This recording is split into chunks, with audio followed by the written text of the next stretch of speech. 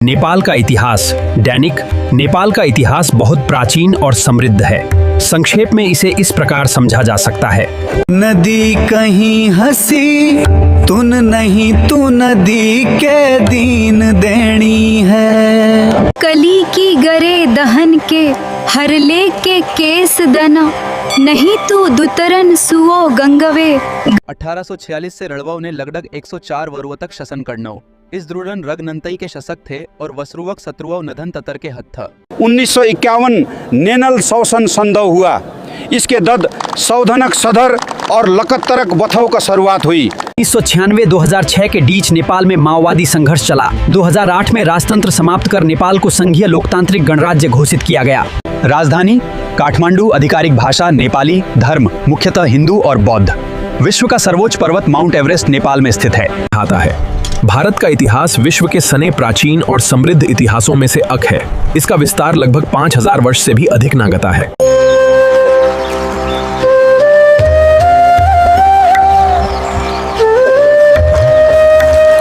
अरोदटे करे भन्नन कर जांदा, ये चाहतर भिन सांगदनिया ने बुहदे भातों में। त्रिवेणी संगम वो नदी संगम है कहल हैं कि दह गंग हैं कि दह हैं और सरसी हैं।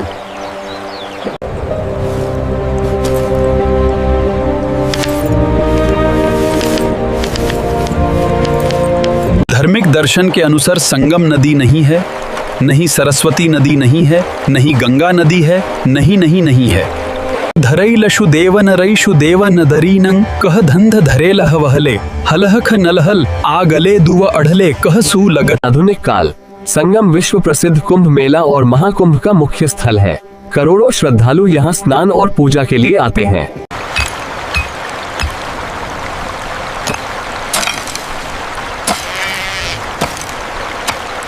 देखें, धीरे धीरे सरकती हुई दर्शन नदी के करींदे वरे करे सकते हैं। इस दर्शन वस्तु नु गहरवेदी संधरन दरखते हैं। गुरुदेव की कृणल से हने वरदे धरे धरे, आगे ने धरे धरे वर धरे धरे, देव की कृणल से हने वरदे धरे धरे।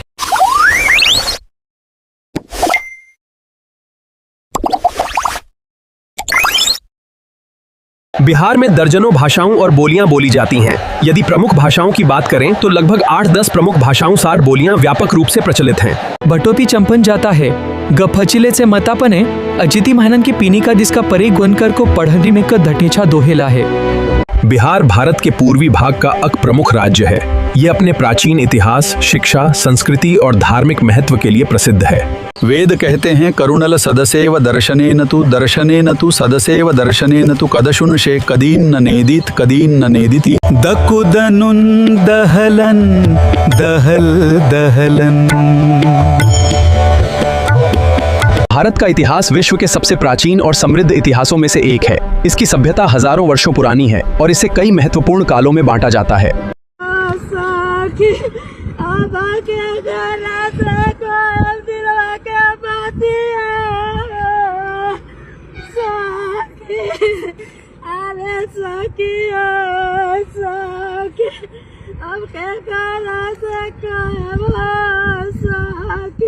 गीजा का महान पिरामिड लगभग 146.6 मीटर ऊंचा था और करीब 3800 वर्षों तक दुनिया की सबसे ऊंची मानव निर्मित संरचना रहा। यह प्राचीन दुनिया के 7 आश्चर्यों में से एकमात्र ऐसा आश्चर्य है जो आज भी लगभग सुरक्षित रूप में मौजूद है। पिरामिडों के अंदर फराओं की समाधियां बनाई जाती थीं। इनमें बहुमूल्य वस्तुएं और धार्मिक कक्ष भी होते थे। इजिप्ट का इतिहास दुनिया की सबसे प्राचीन और महान सभ्यताओं में से एक माना जाता है। इसका इतिहास लगभग 5000 वर्ष पुराना है। माना जाता है कि पत्थरों को लकड़ी की स्लेज, रस्सियों और मिट्टी की ढलानों की सहायता से ऊपर पहुंचाया जाता था। इन्हें लाखों बड़े पत्थरों के खंडों से बनाया गया। निर्माण में हजारों कुशल कारीगरों और मजदूरों ने कई वर्षों तक काम किया। ब्रह्मपुत्र रिवर एशिया की सबसे बड़ी और महत्वपूर्ण नदियों में से एक है। इसकी कुल लंबाई लगभग 2900 किलोमीटर मानी जाती है। ब्रह्मपुत्र का उद्गम अंगसी ग्लेशियर के पास माना जाता है। यह महान नदी माउंट कैलाश क्षेत्र से निकलती है। इसका इतिहास बेहद पुराना और रहस्यमयी है। तिब्बत में इस नदी को यारलुंग त्संगपो कहा जाता है। भारत में ये अरुणाचल प्रदेश में प्रवेश करती है, जहां इसे सियांग या दिहांग कहा जाता है। इनमें गंगा नदी बिहार की सबसे प्रमुख नदी है, जो राज्य के बीच से पश्चिम से पूर्व की ओर बहती है। मुख्य नदियां गंगा, कोसी, गंडक, बूढ़ी गंडक और बागमती, कमला बलान, सोन, पुनपुन और महानंदा। बिहार में छोटी बड़ी मिलाकर लगभग 100 से अधिक नदियां हैं। इनमें से कई बारहमासी हैं और कई मौसमी हैं। बिहार में वर्तमान समय में 38 जिले हैं। ये जिले 9 प्रमंडलों में विभाजित हैं। कुछ प्रमुख जिले हैं पटना, गया, मुजफ्फरपुर, दरभंगा और भागलपुर। क्या आपको सभी जिलों के नाम चाहिए? बिहार अपने ऐतिहासिक और सांस्कृतिक और धार्मिक विरासत के लिए प्रसिद्ध है। इसकी प्रमुख विशेषताएं हैं इसकी महान और गौरवशाली संस्कृति। प्राचीन भारत में बिहार शिक्षा का एक प्रमुख केंद्र था। यहाँ नालंदा और विक्रमशिला जैसे विश्वविद्यालय थे। इनके गौरवशाली इतिहास ने देश का नाम रोशन किया। उपजाऊ भूमि, गंगा नदी और उसकी सहायक नदियों के कारण यहाँ की भूमि बहुत उपजाऊ है और कृषि प्रमुख व्यवसाय है। स्वादिष्ट भोजन, लिट्टी चोखा, ठेकुआ, सत्तू और खाजा यहाँ के प्रसिद्ध व्यंजन हैं। महान व्यक्तित्व, सम्राट अशोक, आर्यभट्ट तथा डॉक्टर राजेंद्र प्रसाद जैसी महान हस्तियों का बिहार से गहरा संबंध रहा है। उग हो सूरज भेल भिनसार, एह माटी के बोली अनमोल बा। जय जय जय जय बिहार। 15 अगस्त 1947 को भारत स्वतंत्र हुआ और नई दिल्ली भारत की राजधानी बनी। माना जाता है कि महाभारत काल में यहाँ इंद्रप्रस्थ नामक नगर था, जिसे पांडवों की राजधानी बताया गया है। बाद में यह क्षेत्र अनेक राजवंशों के अधीन रहा। दिल्ली का इतिहास लगभग 3000 वर्षों से भी अधिक पुराना माना जाता है। ये भारत की सबसे ऐतिहासिक और महत्वपूर्ण राजधानियों में से एक है। आज दिल्ली भारत का राजनीतिक, सांस्कृतिक और आर्थिक दृष्टि से अत्यंत महत्वपूर्ण केंद्र है। दिल्ली के प्रमुख ऐतिहासिक स्थल हैं। ये है भव्य लाल किला, ऊंची कुतुब मीनार, पुराना किला और देश की शान इंडिया गेट। 1803 में दिल्ली ब्रिटिश शासन के अधीन आ गई। 1911 में राजधानी को कोलकाता से दिल्ली स्थानांतरित करने की घोषणा की गई। 1911 में ब्रिटिश सरकार ने राजधानी को स्थानांतरित करने की घोषणा की। नई राजधानी नई दिल्ली का निर्माण किया गया और 1931 में इसका उद्घाटन हुआ। लाल किला भारत के सबसे प्रसिद्ध ऐतिहासिक स्मारकों में से एक है। ये मुगल वास्तुकला का उत्कृष्ट उदाहरण है और भारत की आज़ादी का महत्वपूर्ण प्रतीक भी है। गंगा भारत की करोड़ों लोगों के लिए आस्था का केंद्र है। इसके जल का उपयोग सिंचाई, पेयजल और अन्य घरेलू कार्यों में किया जाता है। प्रयागराज में गंगा, यमुना और सरस्वती का त्रिवेणी संगम है और अंत में गंगा सागर में बंगाल की खाड़ी में मिल जाती है। गंगा का उद्गम हिमनद के पास गोमुख से होता है। इसकी कुल लंबाई लगभग 2525 किलोमीटर है। ये उत्तराखंड, उत्तर प्रदेश, बिहार, झारखंड और पश्चिम बंगाल से होकर बहती है। अयोध्या में गूंजता है प्रभु श्री राम का नाम। पारंपरिक नागर शैली में निर्मित यह भव्य मंदिर 5 अगस्त 2000 हुआ इसका भूमि पूजन और 22 जनवरी 2024 को हुई प्राण प्रतिष्ठा। गंगा के किनारे हरिद्वार, वाराणसी, पटना और कोलकाता जैसे प्रमुख शहर बसे हैं। गंगा को भारत की राष्ट्रीय नदी का दर्जा प्राप्त हो। गंगा भारत की सबसे महत्वपूर्ण और पवित्र नदी मानी जाती है। सिंधु घाटी की सभ्यता से वेदों और विशाल साम्राज्यों तक, मध्यकाल की कला और संस्कृति और आजादी का ये नया सवेरा। इनमें से गंगा, ब्रह्मपुत्र और सिंधु भारत की सबसे प्रमुख नदी प्रणालियां मानी जाती हैं। वहीं गोदावरी, कृष्णा, नर्मदा, ताप्ती, कावेरी और महानदी मध्य भारत की पश्चिम वाहिनी नदी। कावेरी कर्नाटक और महानदी छत्तीसगढ़ और ओडिशा की प्रमुख नदी, जिसका अधिकांश भाग आज पाकिस्तान में है। गोदावरी दक्षिण भारत की सबसे लंबी नदी। कृष्णा महाराष्ट्र, कर्नाटक और आंध्र प्रदेश से होकर बहती है। यमुना, गंगा की सबसे बड़ी सहायक नदी। ब्रह्मपुत्र तिब्बत से निकलकर भारत और बांग्लादेश से होकर बहती है। भारत की पहचान उसकी विविधता में है। इसके हर रंग में एक अनोखी कहानी है। यहाँ सदियों पुरानी परंपराएं और आधुनिकता, और यही अनेकता में एकता ही भारत की असली पहचान है। संयुक्त राष्ट्र का मुख्य काम दुनिया में शांति, सुरक्षा और देशों के बीच सहयोग बनाए रखना है। जब देशों के बीच विवाद बढ़ते हैं तो बातचीत ही समाधान लाती है। शांति मिशनों से हम दुनिया को सुरक्षित रखते हैं। क्या आप जानते हैं यूनाइटेड स्टेट्स के ये खास फैक्ट्स? इसकी राजधानी वॉशिंगटन डीसी है, न्यूयॉर्क है। यहाँ अमेरिकी डॉलर चलता है और इसमें 50 राज्य हैं। ऐसी और जानकारियों के लिए हमें फॉलो करें। नदियों का संगम वह स्थान है जहाँ 2 या अधिक नदियाँ मिलती हैं, जैसे त्रिवेणी संगम, जहाँ गंगा, यमुना और सरस्वती का मिलन होता है। मॉस्को रूस का सबसे बड़ा शहर है और देश का राजनीतिक, आर्थिक तथा सांस्कृतिक केंद्र माना जाता है। उन्होंने अहिंसा, दया और करुणा का प्रचार किया। प्रजा के कल्याण के लिए अस्पताल, सड़कें और कुएं बनवाए।